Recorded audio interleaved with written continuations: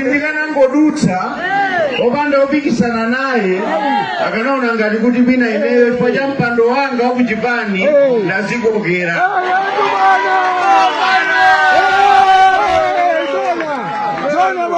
Nonse kuchipani unalipo kuti amakatenga ndrama kuboma la Chikangawa kolinga amafuna ndigwetse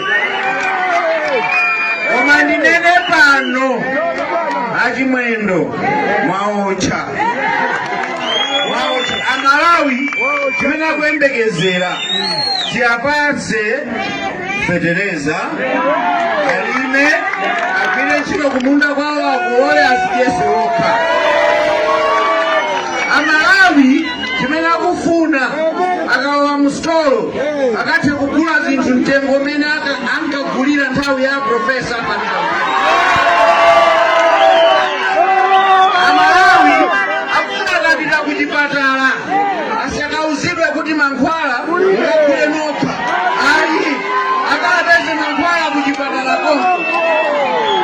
Amalawi akufuna kuti misewu ngati kulongo kuno atakwera munatimikira msewu wathu wa bypass tikuwulirira mpaka lero. Tinawuyamba ife msewu pachigumulapo kuti uzungulire blanta yonseyi munawuchotsa mwakayika kwanu ukasiya. Koma tikunena kuti atakwera achimwendo konzekani, Septemba sipatali mukunyamuka. Mukunyamuka ndiye musamale.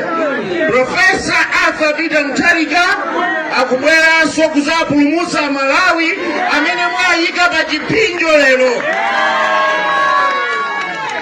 Ndi boma lokhala DPP